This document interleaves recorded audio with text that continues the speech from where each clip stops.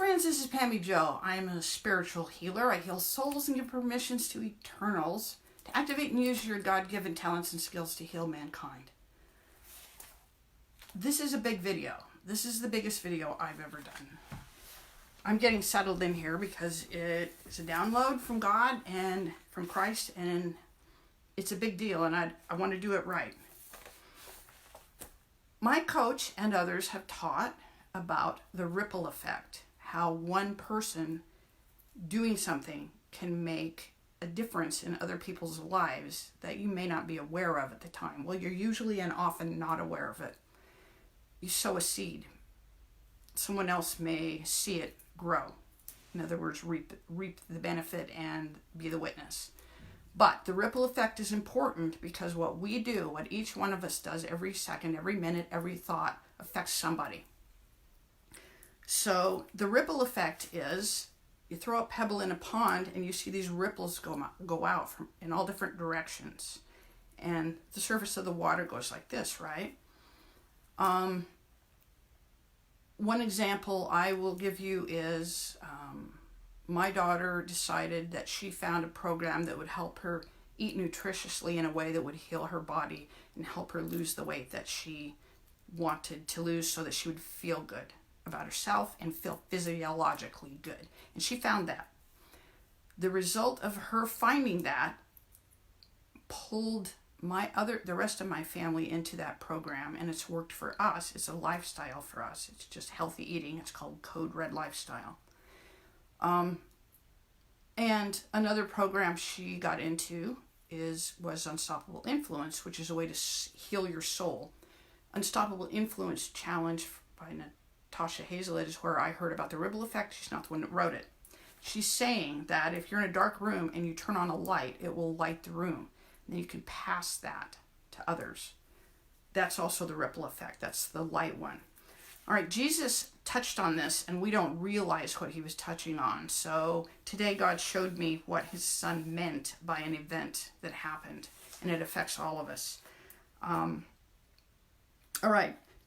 Jesus had just taught to a huge crowd, and he dismissed the crowd and told the disciples, get in the boat and go ahead of me to the other side.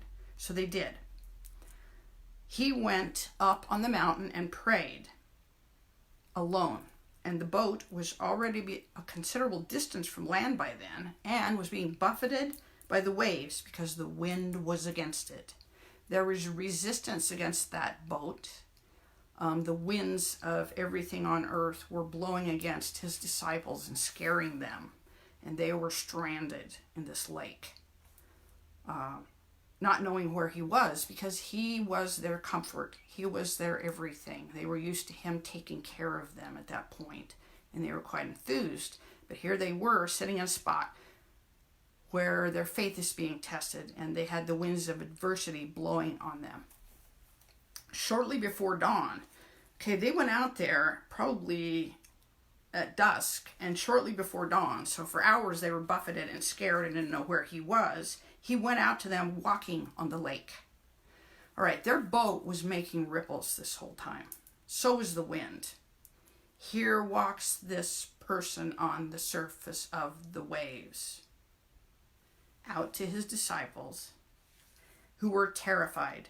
They thought he was a ghost. They thought he was a demon. They thought he was a witch. They thought he was their imagination. They thought they were making him up.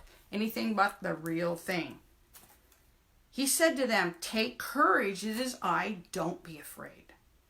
Have faith that even when you're being buffeted and you're really feeling good about yourself because the ripples have gone out from you and you're starting to get that second wind, and think your future's there right within your grasp, adversity hits. A different kind of wind comes up, and your ripples suddenly turn into waves that threaten to swamp you. But he said, take courage, it's I, don't be afraid, he's with you. One of his disciples said, if it's you, tell me to come to you on the water. All right, Peter didn't say, tell me I can come to you on the water. Peter didn't try to step on the waves. Peter said, tell me and then I can come to you. So he needed Jesus's faith before he could do it. And Jesus granted that. And he climbed out of the boat. And then the wind died down. Things got calm. And he started sinking. All right, here's the new lesson. Walking on your own waves. This is from Matthew 14, 22, 23. I don't think it's been revealed. We have a ripple effect in our lives, but what we don't realize is that we create waves for ourselves as well. And what we do is we step from wave to wave to wave to expand this so-called comfort zone. Only it's not a comfort zone. The comfort zone is like the eye of a hurricane. It's not where the action happens. It's the center of the action. We're not designed to stand in it. We're designed to be the center of the action. Get out on the waves, step on our own ripples, in addition to providing ripples for others. And I'm sure Jesus was providing ripples for Peter to walk on. And when that wind of adversity died down, he sunk.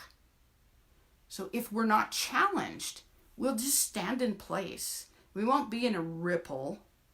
And those ripples are invisible stones. Have you ever seen shows where they're trying to run across a lake and they don't sink? It's because right under the surface of the ripple or on the surface of the body of water, there's a hidden rock, the rock of ages that we're stepping on. So by staying in one isolated place, we're missing out on this huge territory where not only can we expand ourselves, but others benefit from those stepping stones. Think of it also, he's taught this, a trail in the wilderness. Nothing is blazed. There's not even any animal trails. Your footsteps, and you're whacking a branch off once in a while to get past it that keeps slapping you in the face, provides an opening for others to see a way out. That's why our stories are important. So you don't know it, y'all. But we've all walked on water too, just like Jesus and Peter. We just didn't see what we were doing. It's time for us to get credit for that.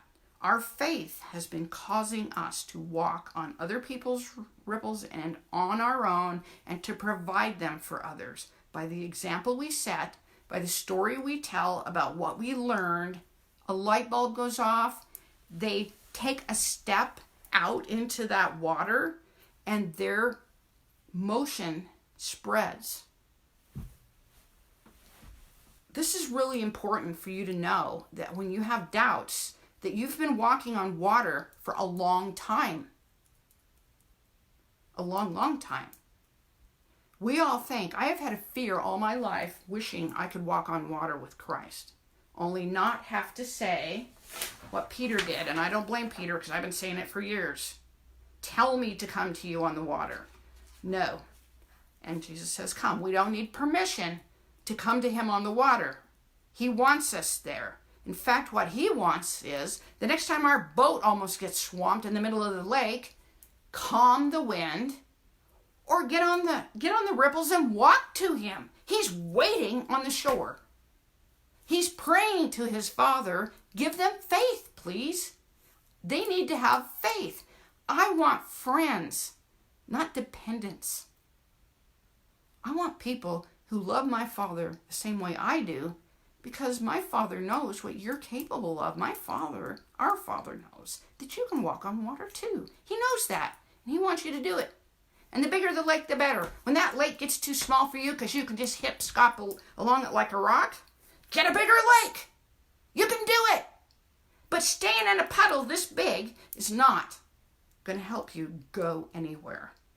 You can walk and run from lake to lake to lake. You can take a break, camp out on the shore, enjoy the birds, smell the flowers, fish in the streams, but you don't have to stay in that same little dark swamp.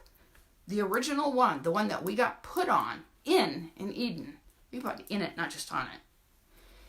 It's a dark, sticky mess, and the bottom of it is a plug, and we let a monster out. A dark, ugly, clawy monster that claws on us and keeps us and sits on us and keeps us heavy and imprisoned in an imaginary cage. Pull the plug, get out of it. God will repopulate it with life, and you start running and skipping up that mountain, and you find those mountain lakes, and you get right in the middle of it on your boat that you need for a while, and then you make waves and run on them. You can do it. And this is the new thing on earth. This is what God wants. This is what Christ wants. And we're not going to stop until we do it. So I'm here to help you spiritually heal, because I understand things that they gave me, well, what they meant, but some of these things that they wrote. And I know you believe me, or you wouldn't be watching. God bless you for that. I love you. I'll see you next time, okay?